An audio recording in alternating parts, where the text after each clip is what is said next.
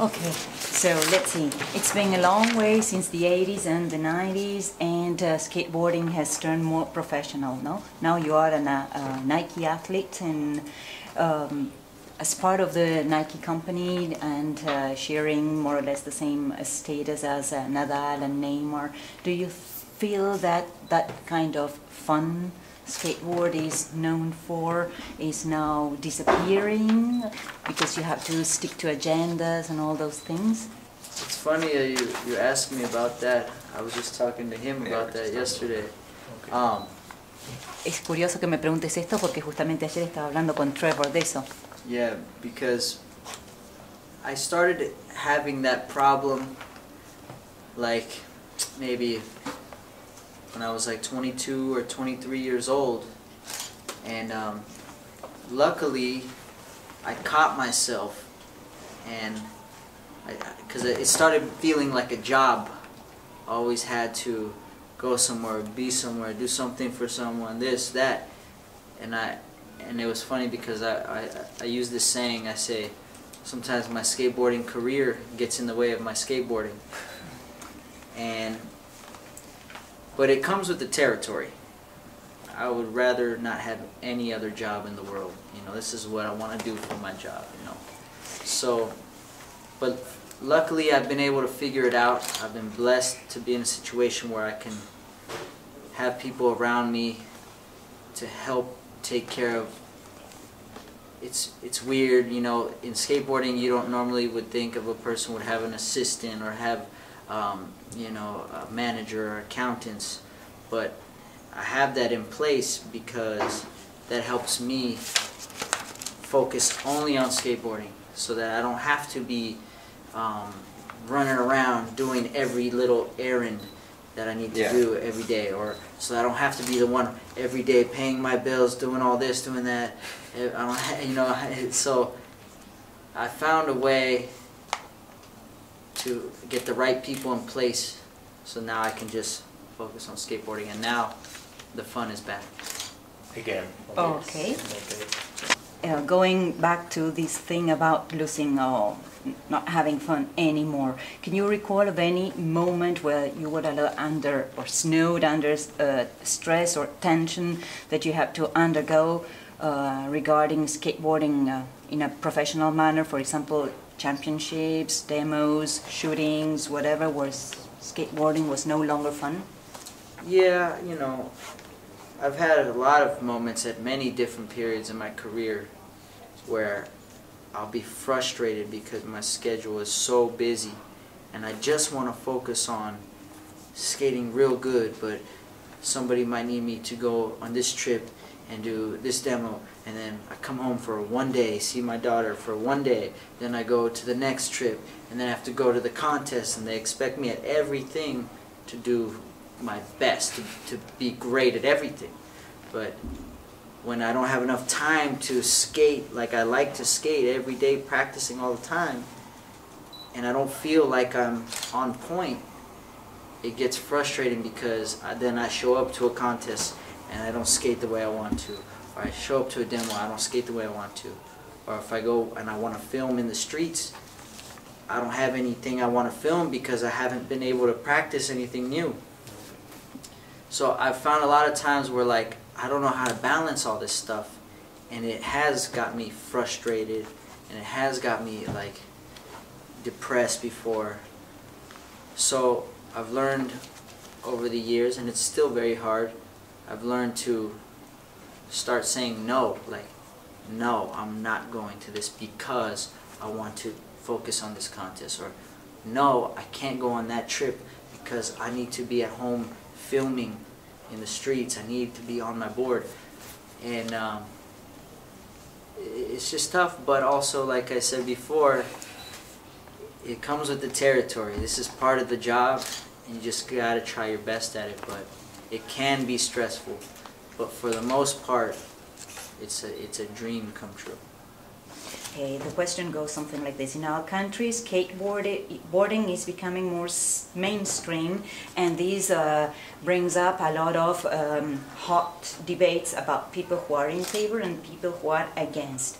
So from your point of view, what is your interpretation personally of this stage skateboarding is undergoing in Argentina, considering that you see these or go through these from a completely different perspective?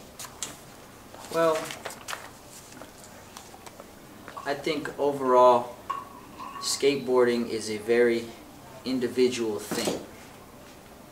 So my answer to that is I don't even get into the debates about what's cool, what's not cool, this is what you should do or this is what you shouldn't do. I just focus on what makes me happy, you know.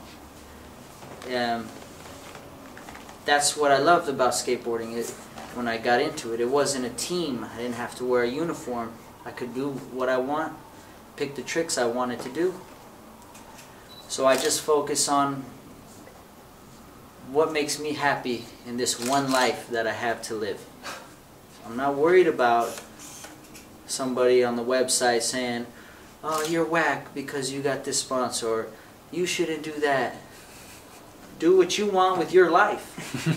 I'm enjoying what I'm doing with mine. Yeah. You may not agree with it, that's fine, but you don't have to do what I'm doing. You're just seeing a guy who's living his dream and being happy doing it. If that makes you mad, that's not my problem.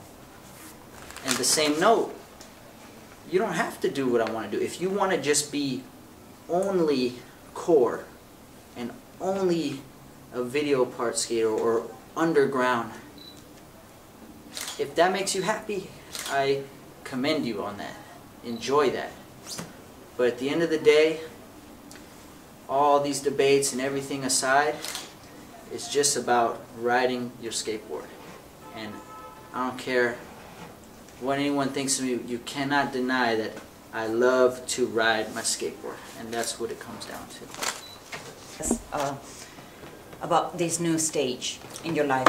Yeah, there's a lot to say. So I'll talk slow. Hay mucho que decir, así que voy a hablar despacio. Well, right now the gold boards, I put those out just for the time being because it's already been a long time since I've had a board in the market. So I wanted to put out something while I'm working on my new board project. And it was an accident, the gold boards. I just liked the way it looks. I was skating it, and if I put it on Instagram or Facebook or something, I noticed a lot of kids would comment and say, oh, are you gonna make those? You should make those. I would totally love one of those. I want one. So I said, wow, I wasn't planning on selling those. I just liked the way they look. So I was like, after a while, a lot of comments. I was like, well, if the kids want them, I'll see. And so I decided to make 500. I didn't know what number to choose, 500, 1,000, 200. I didn't know, I just guessed. 500, okay. And I put them out and they dropped today. Yeah. And they sold out in 6 minutes. And I couldn't believe it. I did not expect that. So I'm very thankful to my fans and everybody, and I'm sorry to those who didn't get one and that were upset. I didn't know it was going to be like that. But my new project, I really don't have a lot to say about it yet, other than it's being created. I am creating it, and it's going to be done differently than just a normal skate brand. I have different philosophies and theories about how to do skateboard brands. I'm not saying that any are right or wrong, it's just the way I want to try something.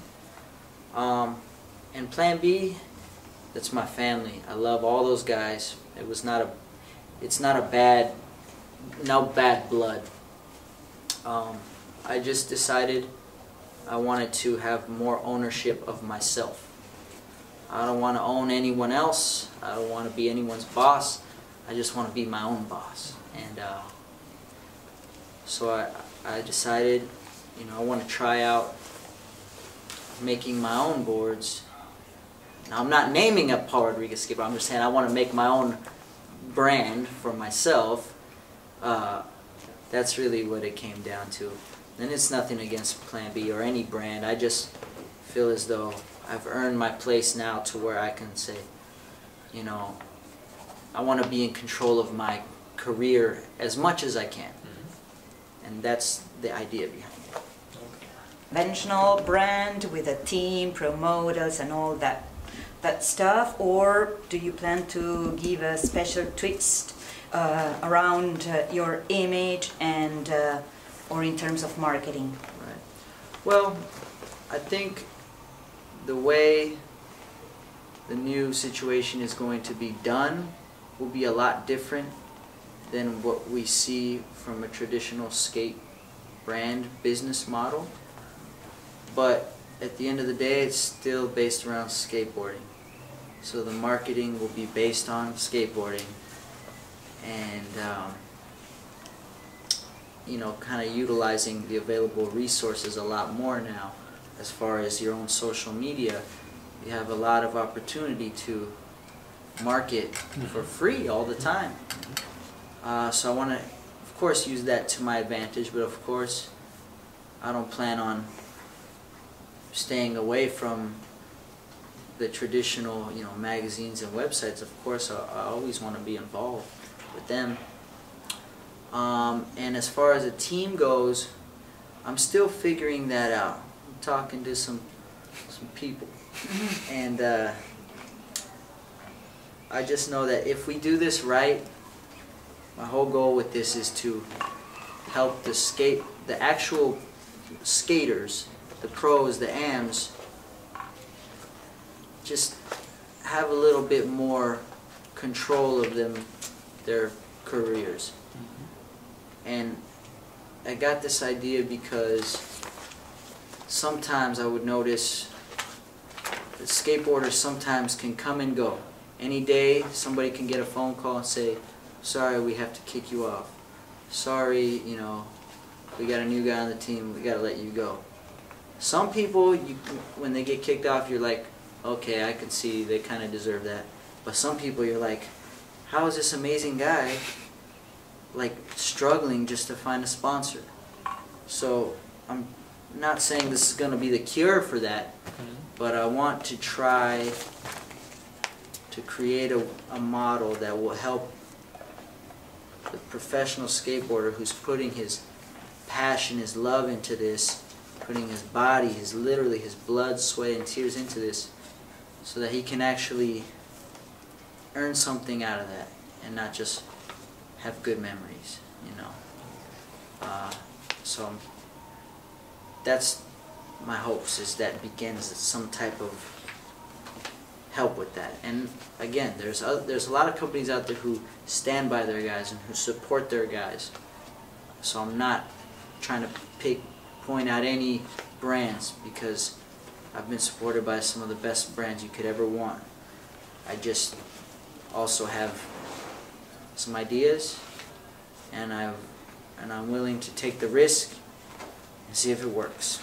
That's all.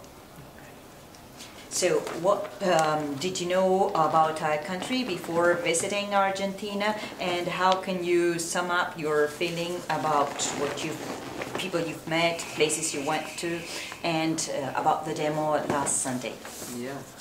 Well, honestly, I didn't know too much about Argentina before coming here. I knew the name of the country and I knew the name of the city, Buenos Aires, but other than that, I haven't known too much. But so far it's great. It's beautiful here. I feel like, I don't know, it's summertime here. You know, at home it's winter. I mean, I live in California, so it's not that much winter. But it's great. It's beautiful. They've taken care of us here in this beautiful hotel. All the Nike people here in Argentina really made us have a great trip. And the demo that we had Sunday was amazing. I was real nervous for it, actually.